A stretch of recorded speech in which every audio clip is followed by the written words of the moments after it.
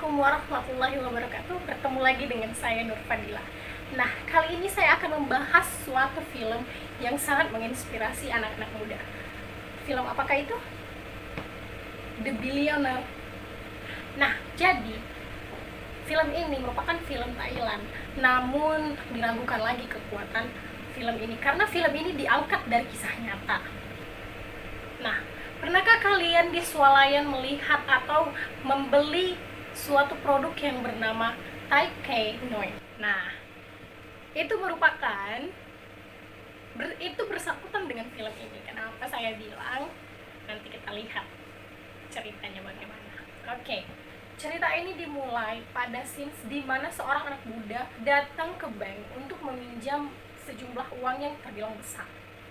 Petugas bank pun terkejut dan meminta alasan agar hal tersebut dapat dipertimbangkan. Scenes berpindah di beberapa tahun sebelumnya. Top Lilipat adalah seorang anak SMA yang hobi bermain game online. Bahkan ketika di kelas, guru lagi menerangkan dia asik bermain game online. Namun, ada seseorang yang tertarik dengan item yang dimiliki oleh Top Lilipat. Orang tersebut ingin sekali mempunyai item yang dimiliki oleh Lilipat tersebut. Ia ingin membelinya dengan seberapapun uang yang akan diminta oleh Top Lilipat. Minta harga untuk item itu sebesar $50 Singapura. Pembeli pun yang tertarik dengan item Top itu membeli dan mentransferkan uangnya. Namun di saat itu Top Lilipat belum mempunyai rekening dan ia meminjam rekening pamannya. Maka Top Lilipat dan pamannya langsung mengecek dan ternyata cairlah uang yang sudah ditransfer sebesar $50 Singapura. Top Lilipat semakin bersemangat untuk terus mencari item agar dapat dijualnya dan ia mendapatkan keuntungan. Dari keuntungan bermain game online, ia mampu membeli mobil sendiri dan ia menjadi terkenal di sekolahnya. Para wanita sangat menyukai dia. Namun, ada satu wanita yang sangat dia sukai dan kemudian menjadi pacarnya, yaitu Lim. 3 tahun berlalu, kemudian di saat Top ingin masuk kuliah, orang tua menyuruhnya untuk masuk kuliah di universitas negeri dikarenakan biaya yang tidak terlalu mahal. Dan Top pun berusaha untuk mendaftar di universitas negeri. Namun, apa daya, Top tidak lulus. Keberuntungan tidak berpihak kepadanya. Uang tabungan di rekening juga semakin menipis, membuat Top berpikir untuk menggandakan uang yang masih tersisa di rekeningnya itu. Lantas, dari mana Top mendapatkan uang untuk membiayai kuliahnya? Top menggadaikan jimat orang tuanya. Ia pun bahkan sering bolos dari pelajaran kuliahnya. Bahkan di tengah jam pelajaran, Top sering mengajak Lim, pacarnya, untuk jalan-jalan. Namun, pada suatu hari ketika Top mengajak Lim jalan, Lim sedang sibuk dan menolak ajakan Top, sehingga Top pergi sendiri. Dan di tengah perjalanan, Top melihat ada bacaan Food Expo. Kemudian ia masuk ke dalam situ untuk melihat mesin pabrik makanan. Top dengan jiwa anak muda dan didorong dengan uang yang banyak menjadikan Top menjadi orang yang kurang tata krama. Apapun masalah yang terjadi, ia melakukannya dengan menyogok. Lantas, ia membeli mesin panggang kacang karena di saat itu kacang lagi booming-boomingnya. Jadi ia menyewa mesin panggang kacang. Namun ayahnya memarahinya dikarenakan ia membeli mesin panggang kacang itu seharga 50 baht Thailand. Sedangkan yang ayahnya ketahui, mesin panggang kacang itu ada dijual di pasar dengan harga 30 baht. Namun hal itu tidak menjadi Top untuk patah semangat. Malah Top makin sering mengikuti kelas bisnis dan perdagangan yang ada di kuliahnya. Namun ia juga harus fokus untuk usaha kacang yang baru dibangunnya. Lantas ia sering keluar kelas dan langsung mengamati lapangan. Top mengunjungi beberapa pedagang kacang untuk menanyakan resep dan pembuatan kacang agar kacangnya itu enak. Dan setelah mendapatkan resepnya, Top segera mencobanya di rumah dan memberikan testimoni kepada keluarganya. Alhasil, kacang yang dibuat oleh Top sendiri enak, sehingga Top semangat untuk menjualkannya ke swalayan-swalayan. Hal itu tak lepas dari bantuan pamannya. Pamannya selalu ikut mendukung dan membantunya untuk berjualan. Ia berjualan di jajaran swalayan yang dibantu oleh pamannya tersebut. Di hari pertama, jualannya sedikit laku. Namun, itu tidak menjadi patah semangat untuk Top sendiri. Malah Top memiliki saran kepada pamannya agar pamannya berteriak memanggil pembeli. Di hari kedua, malah jualan Top tidak laku sama sekali. Pulang kuliah di keesokan harinya, Top dan Lim ngedate sambil ia mensurvei lapangan apa saja yang akan membuat dagangannya laku. Setelah ia mensurvei di pasar sambil ngedate dengan pacarnya Lim, ia mendapatkan jawaban, yaitu lokasi. Lantas ia langsung pergi ke jajaran swalayan untuk melihat tokonya dan meminta untuk tokonya dipindahkan ke gerbang utama. Itulah strategi yang dilakukan oleh Top setelah mensurvei. Di keesokan harinya, ketika sedang ujian, HP-nya berdering. Dosen menyuruhnya untuk mematikan telepon. Dia tidak boleh mengangkat telepon itu.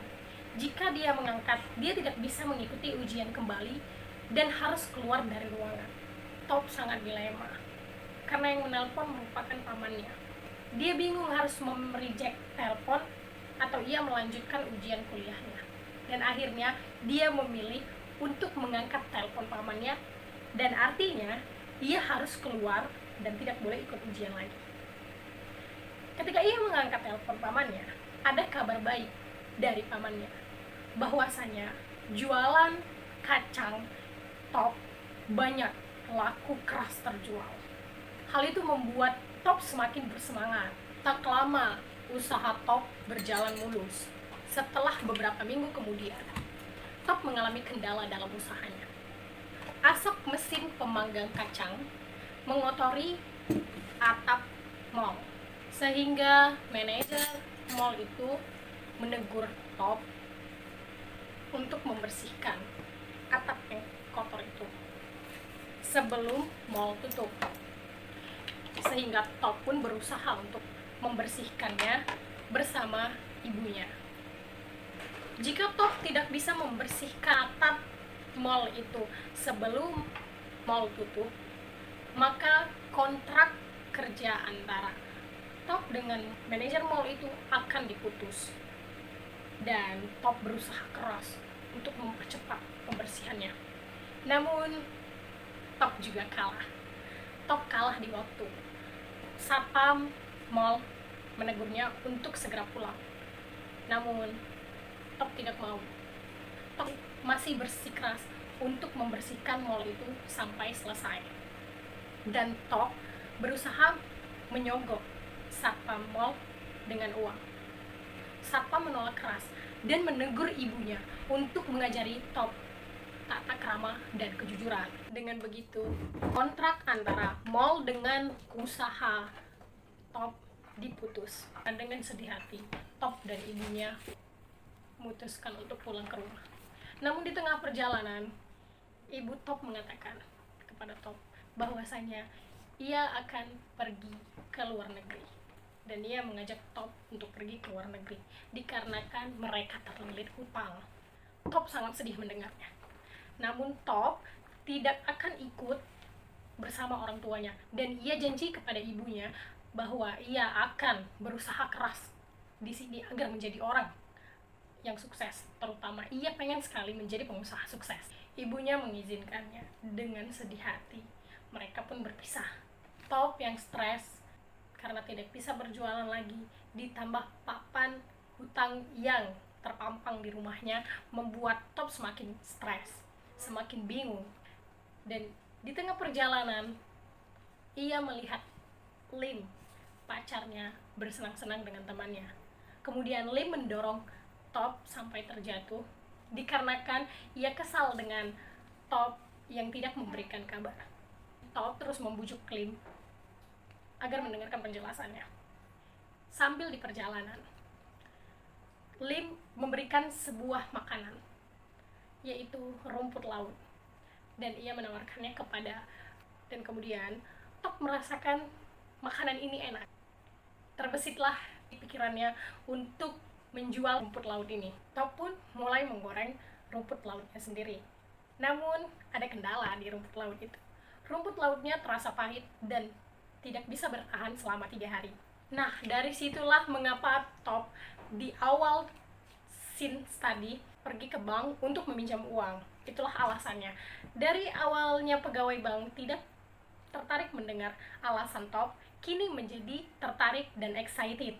Lantas pegawai bank pun bertanya, apakah kau menemukan solusinya? Dengan tegas, Top menjawab, tentu, saya punya solusinya. Tanpa sadar mereka tos-tosan. Lalu Top menjelaskan bahwasanya dia sudah pergi ke riset pangan. Dan di situ dia mendapatkan jawaban bagaimana cara agar produknya tidak basi. Sudah lama Top mencari bagaimana resep agar rumput lautnya enak terjual. Maka Top mendapatkan rahasianya, yaitu di pengembunan. Nah, dari situ Top berusaha untuk memperbaiki lagi kemasan rumput lautnya dan memasarkannya di 7-Eleven.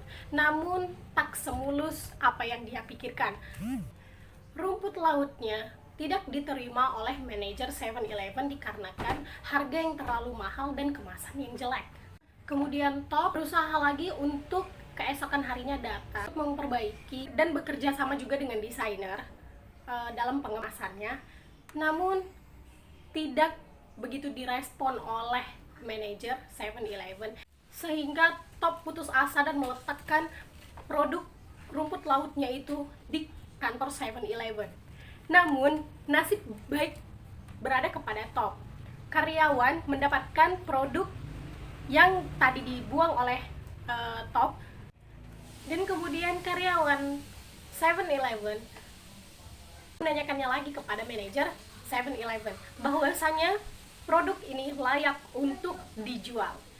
Sehingga manajer 7-Eleven menelpon kembali dan menyuruh Top kembali datang ke kantor 7-Eleven, menawarkan kontrak dengan Top, tetapi dengan syarat Top harus memiliki pabrik yang layak dan dalam 2 bulan Top harus bisa memproduksi 70.000 piece rumput laut. Jika Top tidak bisa memenuhi syarat tersebut, maka kontrak akan dibatalkan. Terfikir oleh Top untuk merombak gudang dimiliki oleh orang tuanya dulu menjadi pabrik yang layak. Setelah selang beberapa hari, inspeksi datang untuk mengecek pabrik yang sudah disediakan oleh Top. Dan akhirnya uji kelayakan pabrik diterima. Top berusaha dengan keras agar syarat yang kedua, yaitu memproduksi 70.000 piece rumput laut dalam 2 bulan, segera berhasil.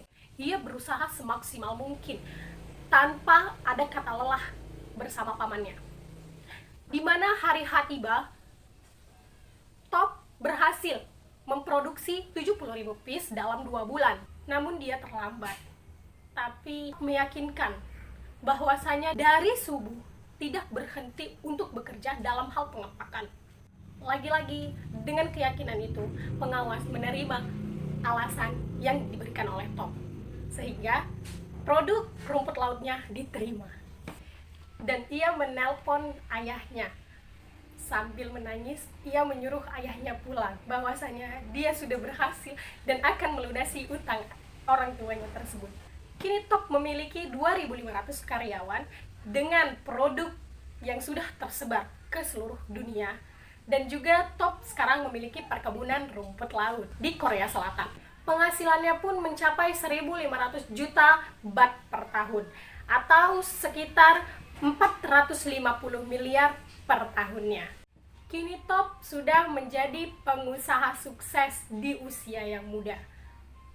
Maka dari situ kita bisa memetik pelajaran bahwa jangan pernah patah semangat. Ada satu pepatah dari Top yang mengatakan, jangan pernah patah semangat dengan apapun yang terjadi. Jika kita menyerah, maka habislah sudah. Itulah pepatah dari Top. Mungkin hanya itu saja yang dapat saya simpulkan. Lebih dan kurangnya saya mohon maaf. Dan jika kalian tertarik, kalian harus menonton film The Billionaire. Saya Nur Fadila mengucapkan terima kasih dan mengundurkan diri. Wassalamualaikum warahmatullahi wabarakatuh.